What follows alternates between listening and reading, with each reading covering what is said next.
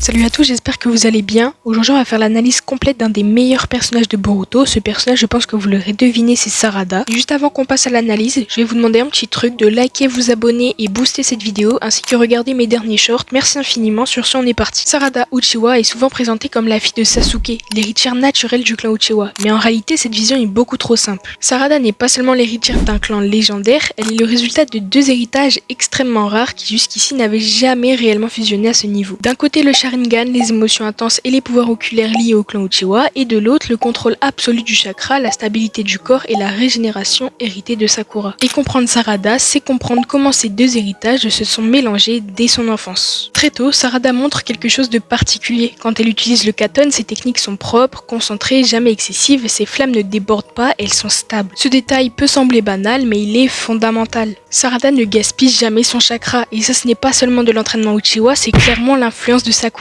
Elle a hérité de ce contrôle presque chirurgical du chakra, cette capacité à doser exactement l'énergie nécessaire au bon moment. C'est précisément ce contrôle qui explique sa force physique. Sarada ne possède pas une force brute naturelle, sa puissance vient de sa capacité à concentrer son chakra dans ses muscles à l'instant exact de l'impact, exactement comme Sakura et Tsunade. Chaque coup est amplifié, chaque frappe est optimisée, et ce type de force est bien plus dangereux qu'une simple force naturelle parce qu'il est constant, précis et extrêmement économe. Cette maîtrise explique aussi pourquoi Sarada est capable d'utiliser des techniques risquées très tôt. Le Chidori est le meilleur exemple. Cette technique demande une vitesse élevée, une perception accrue et surtout une stabilité parfaite du chakra. Sans cela, le corps se détruit lui-même. Mais pour Sarada, le Chidori n'est pas une folie, c'est une extension logique de ses capacités. Son Sharingan lui permet de lire les mouvements et son héritage de Sakura lui permet de canaliser l'énergie sans perte. Mais ce qui rend Sarada réellement unique ne se limite pas à ses techniques. Ce qui la distingue profondément des autres Uchiwa, c'est la manière dont elle a éveillé chacun de ses Sharingan. La première fois que Sarada éveille son Sharingan, c'est dans Boruto Gaiden. Alors on voit son père, après une absence interminable, Sasuke qu'elle idéalisait, apparaît soudainement devant elle et manque de la tuer, la prenant pour une ennemie. Ce n'est pas de la haine, ce n'est pas de la colère, c'est une douleur émotionnelle liée à l'amour et à l'incompréhension et à la peur de perdre un lien familial. Et c'est précisément à ce moment-là que son Sharingan s'éveille. Dès le départ, Sarada brise le schéma classique des Uchiwa. Plus tard, lors de l'affrontement contre Dippa, Sarada se retrouve face à un danger immédiat. Boruto est menacé et cette fois encore, elle n'évolue pas par rage, elle évolue par peur de perdre quelqu'un. Elle veut protéger Boruto, l'empêcher de mourir sous ses yeux, et c'est ce sentiment qui déclenche l'éveil de son deuxième Tomoe. Puis arrive l'omnipotence. Du jour au lendemain, le monde entier se retourne contre Boruto, tous ses alliés deviennent ses ennemis, Sarada se retrouve isolée, incapable de convaincre qui que ce soit. Elle ressent l'injustice, l'impuissance et la solitude, et face à cette situation, elle refuse d'abandonner Boruto même si tout l'univers est contre lui. Et c'est ce refus, ce lien inébranlable qui déclenche l'éveil de son troisième Tomoe. À ce stade, une chose devient évidente, Sarada n'éveille pas ses Sharingan par la haine mais par l'amour et le désir de protéger, et ce détail change absolument tout. Dans le chapitre 80 de Boruto Next Generation, Sarada franchit le dernier seuil. Elle éveille son Mangekyo Sharingan, et une fois encore le contexte est fondamental. Elle ne vient pas de perdre quelqu'un, elle n'est pas consumée par la vengeance, elle a peur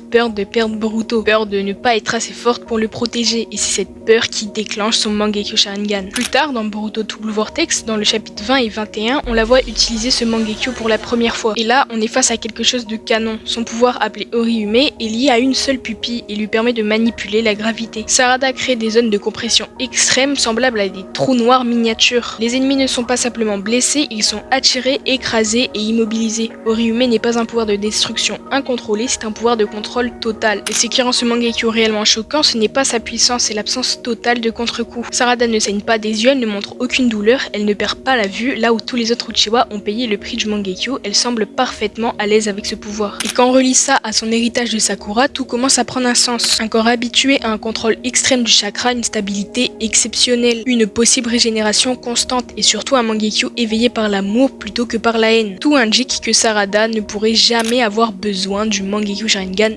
éternel. Cette hypothèse devient encore plus crédible quand on pense au Byakugo no In. Sarada possède toutes les prédispositions nécessaires, la discipline mentale, le contrôle absolu du chakra et un avantage unique, le Sharingan. Là où Sakura a dû ressentir et perfectionner son contrôle sans être visuel, Sarada peut l'observer directement si elle vise consciemment le Byakugo. Elle pourrait l'atteindre plus tôt et avec une stabilité encore supérieure. Avec le Byakugo, Sarada bénéficierait d'une régénération quasi instantanée de réserve de chakra colossale et d'une résistance extrême au contre-coup. Ce qui expliquerait encore mieux pourquoi son Mangekyo ne semble pas la détruire et ce saut devient la pièce maîtresse d'une évolution encore plus impressionnante. Mais n'oublions pas que Orihime n'est lié qu'à une seule pupille, l'autre Mangekyo cache forcément un deuxième pouvoir. Un pouvoir qui pourrait compléter le premier, attraction et compression d'un côté, répulsion ou distorsion de l'espace de l'autre. Avec les deux yeux activés, Sarada pourrait contrôler totalement le champ de bataille. À partir de là, l'éveil du Susanoo devient inévitable, mais pas un Susanoo classique, un Susanoo soutenu par le Byakugo, régénéré en permanence et alimenté par des réserves de chakra immenses. Un Susanoo qui ne détruit pas son utilisateur, mais qui devient un prolongement naturel de son corps, dense, écrasant et pensé avant tout pour protéger. Et c'est quand on compare Sarada aux autres Uchiwa que tout prend encore plus de sens. Sasuke a éveillé son Mangekyo par la haine et la vengeance, Itachi par la culpabilité et le sacrifice, Madara par le désir de domination, tous ont fini par s'isoler, par se consumer. Sarada, elle, n'a jamais rompu ses liens, chacun de ses éveils les a renforcés. Historiquement, les Uchiwa sont liés à Indra, à la solitude et au conflit. Sarada, dans sa manière d'agir, se rapproche beaucoup plus d'Asura. Elle croit au lien, à la coopération, à la protection. Narrativement, elle n'est pas écrite pour répéter l'histoire du clan, mais pour la corriger. Là où Naruto a brisé le cycle de la haine à l'échelle du monde, Sarada pourrait briser définitivement la malédiction des Uchiwa. Et quand on met tout ça bout à bout, une évidence s'impose presque naturellement. Le profil de Sarada pour devenir Hokage est parfait. Elle possède la puissance, l'intelligence et la stabilité émotionnelle. Mais surtout, contrairement aux autres Uchiwa avant elle, Sarada agit toujours sans haine. Toutes ses évolutions étaient guidées par une seule chose, le désir de protéger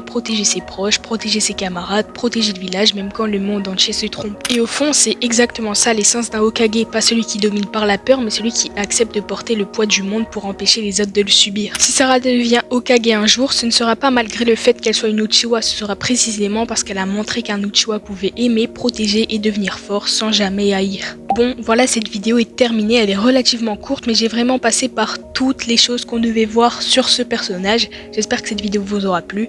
Ciao ciao.